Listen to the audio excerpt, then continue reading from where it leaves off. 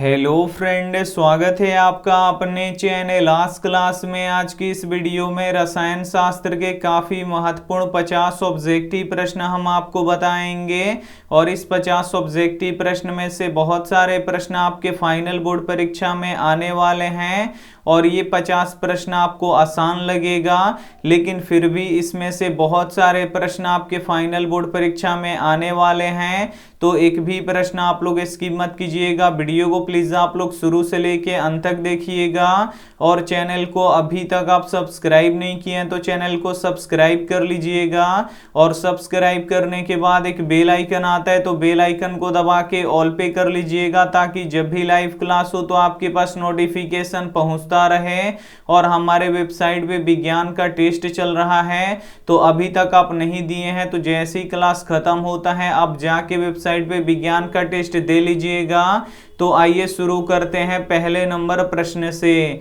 तो पहला नंबर प्रश्न है कि किसी भी उदासीन विलयन का पीएच मान कितना होता है। ए ऑप्शन है 6, बी ऑप्शन है 7, सी ऑप्शन है 8, डी ऑप्शन है 9। काफी महत्वपूर्ण प्रश्न है ये आपके बोर्ड परीक्षा के लिए। यहाँ पे आपको बताना है कि किसी भी उदासीन विलयन का पीएच मान होता है तो 7 होता है, इसे आपको याद रखना है। यहाँ पे बी वाला ऑप्शन बिल्कुल ही सही हो जाएगा। और शुद्ध जल का पीएच मान कितना होता है, तो शुद्ध जल का पीएच मान 7 होता है, तो ये भी साथ में आपको याद रखना है। आइए देखते हैं अगला प्रश्न। 2 नंबर प्रश्न है कि किसे चाकू से काटा जा सकता है। ए ऑप्शन है लोहा को, बी ऑप्शन है चांदी को, सी ऑप्शन है लिथियम और सोडियम को, डी ऑप्शन है लेड को। तो यहाँ पे आपको बताना है कि किसे चाकू से काटा जा सकता है, तो लिथियम और सोडियम दोनों को चाकू से काटा जा सकता है। और ये प्रश्न आपके फाइनल बोर्ड परीक्षा के लिए काफी महत्वपूर्ण है। यहाँ पे सी वाला ऑप्शन बिल्कुल ही सही हो जाएगा। और सोडियम को हम केरोसिन तेल में डुबा के रखते हैं, तो ये भी साथ में आपको याद रखना है। आइए देखते हैं अगला प्रश्न। 3 नंबर प्रश्न है कि कौन कमरे के ताप पर द्रव होता है। ए ऑप्शन है Hg यानी पारा, बी ऑप्शन है Cl यानी क्लोरीन, सी ऑप्शन है Na यानी सोडियम, डी ऑप्शन है Mg यानी मैग्नीशियम। तो यहाँ पे आपको बताना है कि कौन कमरे के ताप पर द्रव होता है, तो Hg जिसे हम पारा बोलते हैं ये कमरे के ताप पर द्रव होता है, इसे आपको याद रखना है। यहाँ पे ए वाला ऑप्शन बिल्कुल ही सही हो जाएगा। और मैग्नीशियम किस में पाया जाता है, तो मैग्नीशियम हरित लवक में पाया जाता है, तो ये भी साथ में आपको याद रखना है। आइए देखते हैं अगला प्रश्न। 4 नंबर प्रश्न है कि उष्मा और विद्युत का सबसे अच्छा चालक कौन होता है। ए ऑप्शन है सोना, बी ऑप्शन है चांदी, सी ऑप्शन है लोहा, डी ऑप्शन है एल्यूमिनियम। तो यहाँ पे आपको बताना है कि उष्मा और विद्युत का सबसे अच्छा चालक कौन होता है, तो चांदी होता है, इसे आपको याद रखना है। काफी महत्वपूर्ण प्रश्न है ये आपके बोर्ड परीक्षा के लिए। यहाँ पे बी वाला ऑप्शन बिल्कुल ही सही हो जाएगा। और सोना किस में घुलता है, तो ये अम्लराज में घुलता है, तो ये भी साथ में आपको याद रखना है। आइए देखते हैं अगला प्रश्न।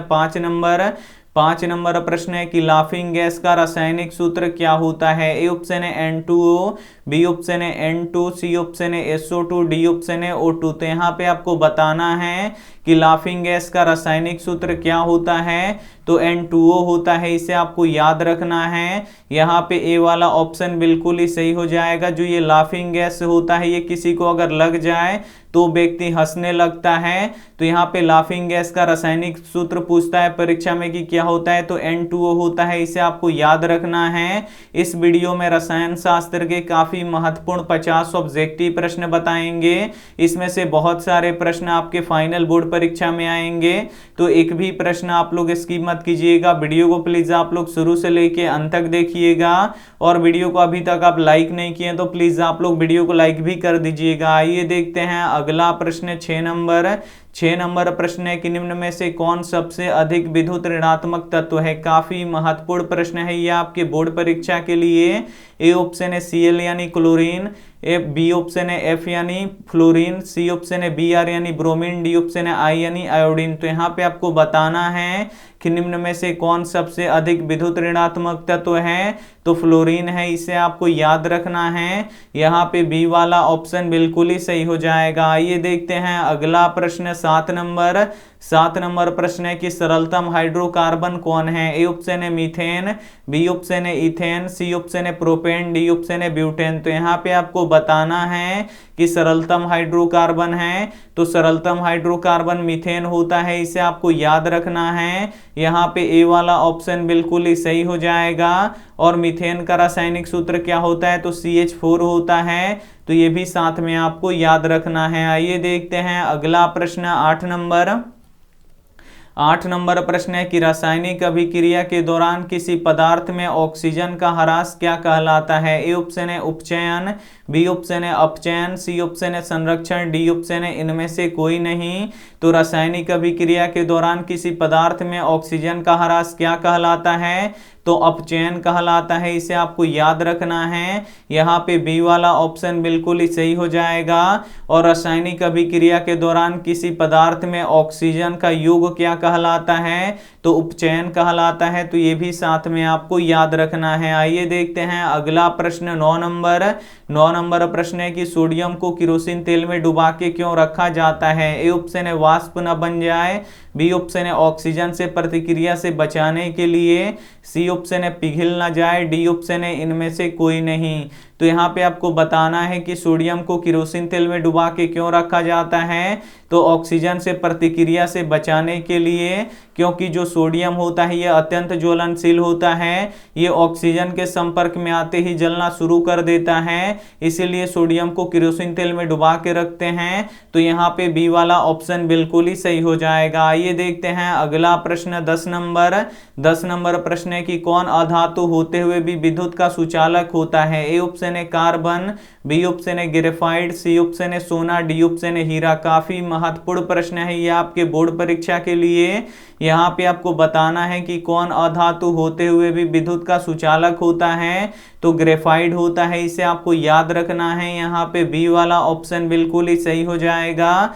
एक प्रश्न ये भी पूछा जाता है कि कौन अधातु होते हुए भी उसमें धात्विक चमक पाया जाता है, तो हीरा में पाया जाता है, तो ये भी साथ में आपको याद रखना है। आइए देखते हैं अगला प्रश्न 11 नंबर प्रश्न है कि शुद्ध सोना कितने कैरेट का होता है। ए ऑप्शन है 22 कैरेट का, बी ऑप्शन है 24 कैरेट का, सी ऑप्शन है 20 कैरेट का, डी ऑप्शन है 21 कैरेट का। तो यहाँ पे आपको बताना है कि शुद्ध सोना कितने कैरेट का होता है, तो जो शुद्ध सोना होता है ये 24 कैरेट का होता है, इसे आपको याद रखना है। यहाँ पे बी वाला ऑप्शन बिल्कुल ही सही हो जाएगा। और आभूषण वाला सोना कितने कैरेट का होता है, तो 22 कैरेट का होता है, तो ये भी साथ में आपको याद रखना है। आइए देखते हैं अगला प्रश्न 12 नंबर प्रश्न है कि पीतल किसका मिश्र धातु है। ए ऑप्शन है Fe और Zn का, बी ऑप्शन है Na और C का, सी ऑप्शन है Cu और Zn का, डी ऑप्शन है Ca और Ag का। तो यहाँ पे आपको बताना है कि पीतल किसका मिश्र धातु है, तो ये कॉपर और जिंक का मिश्र धातु है, इसे आपको याद रखना है। यहाँ पे सी वाला ऑप्शन बिल्कुल ही सही हो जाएगा। आइए देखते हैं अगला प्रश्न 13 नंबर प्रश्न है कि अयस्क में उपस्थित अशुद्धि को क्या कहते हैं। ए ऑप्शन है फ्लक्स, बी ऑप्शन है गैंग, सी ऑप्शन है स्लैग, डी ऑप्शन है कचड़ा। काफी महत्वपूर्ण प्रश्न है ये आपके बोर्ड परीक्षा के लिए।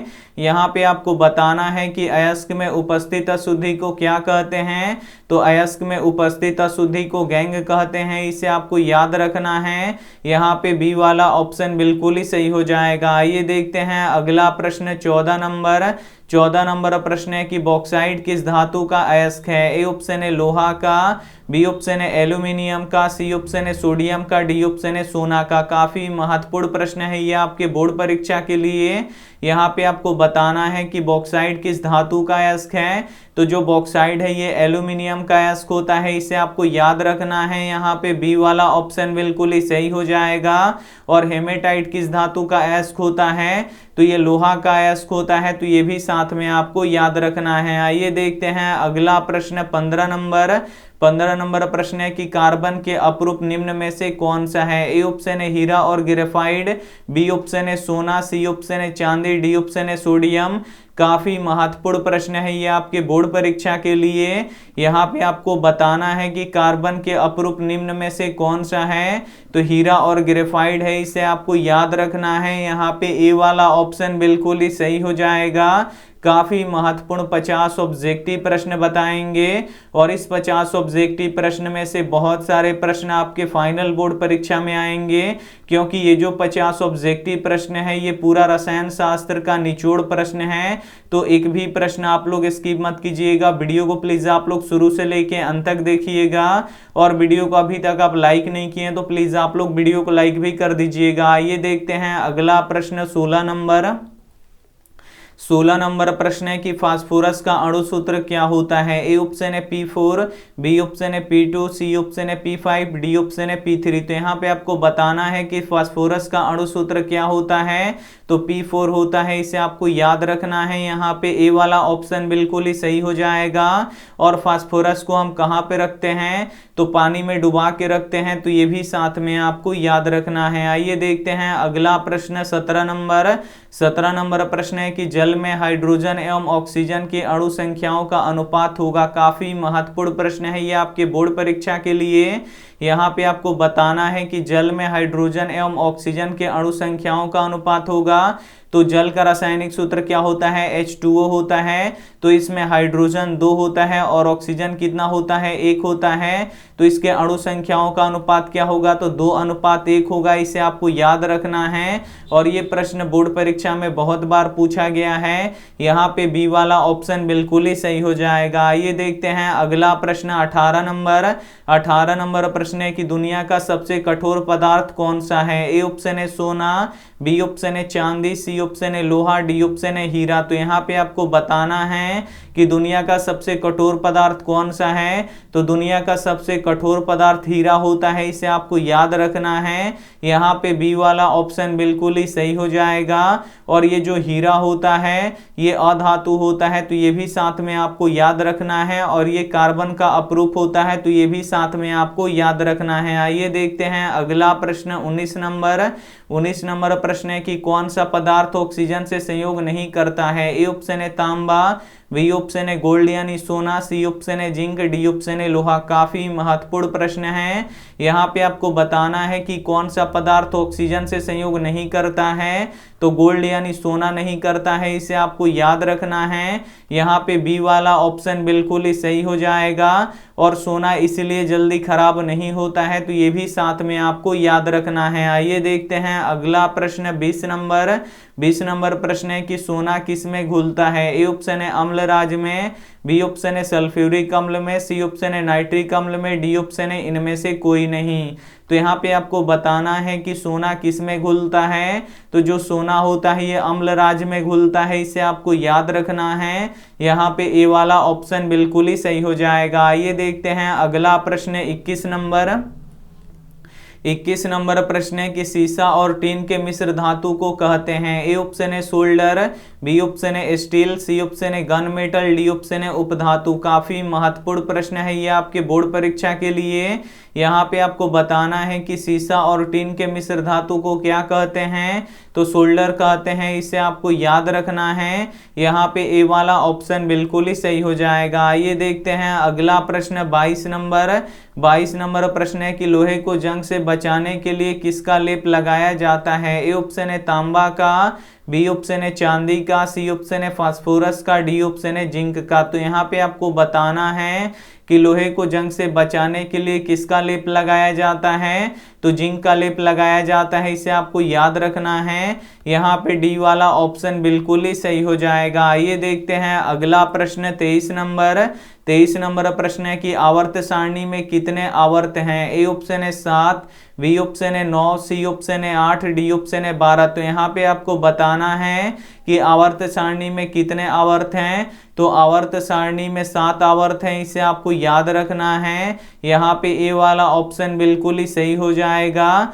और आवर्त सारणी में कितने वर्ग हैं, तो 18 वर्ग हैं, तो ये भी साथ में आपको याद रखना है। आइए देखते हैं अगला प्रश्न 24 24 नंबर प्रश्न है कि हीलियम कैसा तत्व है। ए ऑप्शन है अक्रिय, बी ऑप्शन है क्रियाशील, सी ऑप्शन है सक्रिय, डी ऑप्शन है उदासीन। तो यहाँ पे आपको बताना है कि हीलियम कैसा तत्व है। तो जो हीलियम है ये अक्रिय तत्व है, इसे आपको याद रखना है, ये किसी अन्य तत्व से अभिक्रिया नहीं करता है। यहाँ पे ए वाला ऑप्शन बिल्कुल ही सही हो जाएगा। आइए देखते हैं अगला प्रश्न 25 नंबर। 25 नंबर प्रश्न है कि ओजोन के एक अणु में ऑक्सीजन के कितने परमाणु होते हैं। ए ऑप्शन है 3, बी ऑप्शन है 2, सी ऑप्शन है 5, डी ऑप्शन है 4। काफी महत्वपूर्ण प्रश्न है ये आपके बोर्ड परीक्षा के लिए।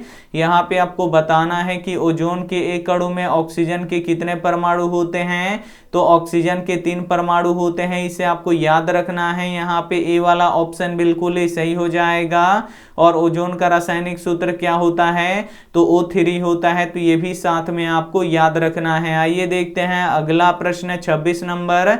26 नंबर प्रश्न है कि आधुनिक आवर्त सारणी में तत्वों के वर्गीकरण का आधार क्या है। ए ऑप्शन है परमाणु आयतन, बी ऑप्शन है परमाणु घनत्व, सी ऑप्शन है परमाणु द्रव्यमान, डी ऑप्शन है परमाणु संख्या। तो यहाँ पे आपको बताना है कि आधुनिक आवर्त सारणी में तत्वों के वर्गीकरण का आधार क्या है। तो तत्वों के वर्गीकरण का आधार परमाणु संख्या है, इसे आपको याद रखना है। यहाँ पे डी वाला ऑप्शन बिल्कुल ही सही हो जाएगा। और आधुनिक आवर्त सारणी किसने बनाया था, तो मोसले ने बनाया था। तो ये भी साथ में आपको याद रखना है। आइए देखते हैं अगला प्रश्न 27 नंबर। 27 नंबर प्रश्न है कि क्षार स्वाद में कैसा होता है। ए ऑप्शन है तीखा, बी ऑप्शन है खट्टा, सी ऑप्शन है मीठा, डी ऑप्शन है कड़वा। तो यहाँ पे आपको बताना है कि क्षार स्वाद में कैसा होता है। तो क्षार स्वाद में कड़वा होता है, इसे आपको याद रखना है। यहाँ पे डी वाला ऑप्शन बिल्कुल ही सही हो जाएगा। और अम्ल स्वाद में कैसा होता है, तो खट्टा होता है। तो ये भी साथ में आपको याद रखना है। आइए देखते हैं अगला प्रश्न 28 नंबर। 28 नंबर प्रश्न है कि लिटमस पत्र किससे प्राप्त होता है। ए ऑप्शन है जूट से, बी ऑप्शन है शीशम से, सी ऑप्शन है लाइकेन से, डी ऑप्शन है बरगद से। तो यहाँ पे आपको बताना है कि लिटमस पत्र किससे प्राप्त होता है। तो जो लिटमस पत्र होता है ये लाइकेन से प्राप्त होता है, इसे आपको याद रखना है। काफी महत्वपूर्ण प्रश्न है ये आपके बोर्ड परीक्षा के लिए। यहाँ पे सी वाला ऑप्शन बिल्कुल ही सही हो जाएगा। और लिटमस पत्र का उपयोग हम कहाँ पे करते हैं, तो अम्ल क्षार के परिरक्षण में करते हैं। तो ये भी साथ में आपको याद रखना है। आइए देखते हैं अगला प्रश्न 29 नंबर। 29 नंबर प्रश्न है कि CaOCl2 का प्रचलित नाम क्या है। ए ऑप्शन है सोडा, बी ऑप्शन है विरंजक चूर्ण, सी ऑप्शन है नमक, डी ऑप्शन है बेकिंग सोडा। तो यहाँ पे आपको बताना है कि CaOCl2 का प्रचलित नाम क्या है, तो विरंजक चूर्ण है, इसे आपको याद रखना है। यहाँ पे बी वाला ऑप्शन बिल्कुल ही सही हो जाएगा। काफी महत्वपूर्ण प्रश्न है ये आपके बोर्ड परीक्षा के लिए। आइए देखते हैं अगला प्रश्न 30 नंबर।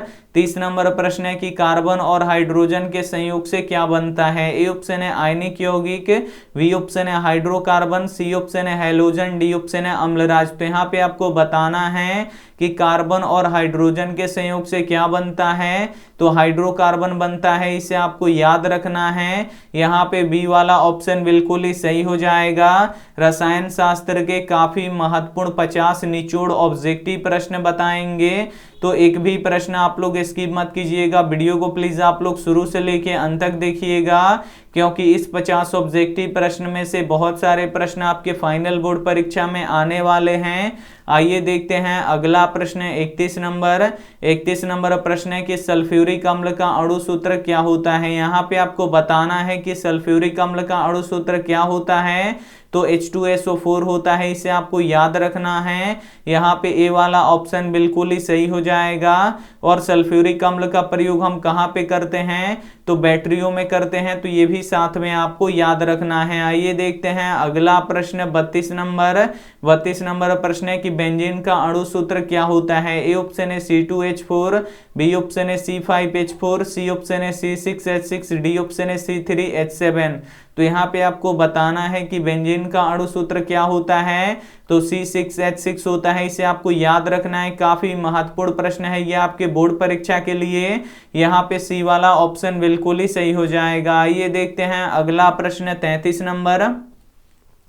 33 नंबर प्रश्न है कि जब एक अभिकारक टूटकर दो या दो से अधिक उत्पाद में बदल जाता है तो उसे क्या कहते हैं? ए ऑप्शन है संयोजन अभिक्रिया, बी ऑप्शन है वियोजन अभिक्रिया, सी ऑप्शन है प्रतिस्थापन अभिक्रिया, डी ऑप्शन है रासायनिक अभिक्रिया। तो यहाँ पे आपको बताना है कि जब एक अभिकारक टूटकर दो या दो से अधिक उत्पाद में बदल जाता है तो उसे क्या कहते हैं? तो उसे वियोजन अभिक्रिया कहते हैं। इसे आपको याद रखना है। यहाँ पे बी वाला ऑप्शन बिल्कुल ही सही हो जाएगा। आइए देखते हैं अगला प्रश्न 34 नंबर।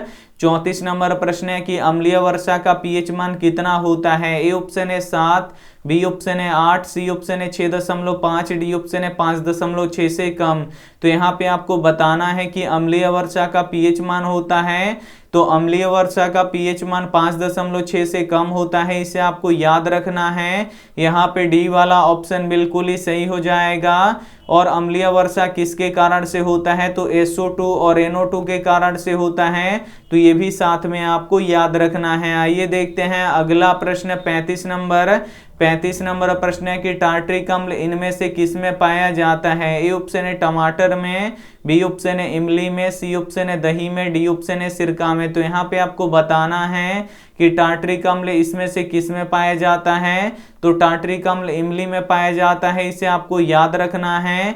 यहाँ पे बी वाला ऑप्शन बिल्कुल ही सही हो जाएगा। और टमाटर में ऑक्जेलिक अम्ल पाया जाता है। इसे आपको याद रखना है। और दही में लैक्टिक अम्ल पाया जाता है। इसे आपको याद रखना है। और सिरका में एसिटिक अम्ल पाया जाता है। तो ये भी साथ में आपको याद रखना है। आइए देखते हैं अगला प्रश्न 36 नंबर। 36 नंबर प्रश्न है कि लैक्टिक अम्ल किस में पाया जाता है? तो अभी बताए हैं कि लैक्टिक अम्ल किस में पाया जाता है? तो ये दही में पाया जाता है। यहाँ पे ए वाला ऑप्शन बिल्कुल ही सही हो जाएगा। आइए देखते हैं अगला प्रश्न 37 नंबर।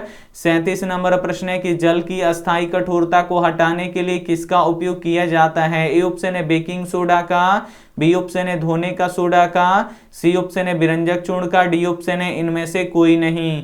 तो यहाँ पे आपको बताना है कि जल की अस्थायी कठोरता को हटाने के लिए किसका उपयोग किया जाता है? तो धोने का सोडा का उपयोग किया जाता है।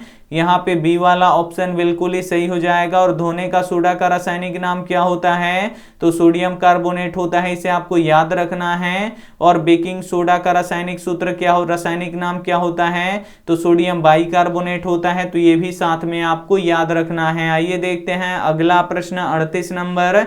38 नंबर प्रश्न है कि निम्न में से कौन बायोगैस स्रोत नहीं है? ए ऑप्शन है लकड़ी, बी ऑप्शन है गोबर गैस, सी ऑप्शन है नाभिकीय ऊर्जा, डी ऑप्शन है कोयला। तो यहाँ पे आपको बताना है कि निम्न में से कौन बायोगैस का स्रोत नहीं है? तो नाभिकीय ऊर्जा नहीं है। इसे आपको याद रखना है। यहाँ पे सी वाला ऑप्शन बिल्कुल ही सही हो जाएगा। और गोबर गैस का मुख्य घटक कौन सा गैस होता है?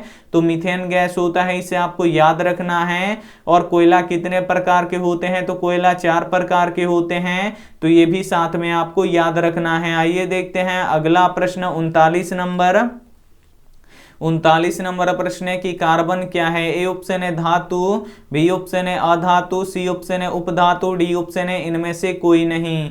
तो यहाँ पे आपको बताना है कि कार्बन क्या है। तो कार्बन क्या है? तो ये अधातु है। इसे आपको याद रखना है। यहाँ पे बी वाला ऑप्शन बिल्कुल ही सही हो जाएगा। और कार्बन का परमाणु संख्या कितना होता है? तो 6 होता है।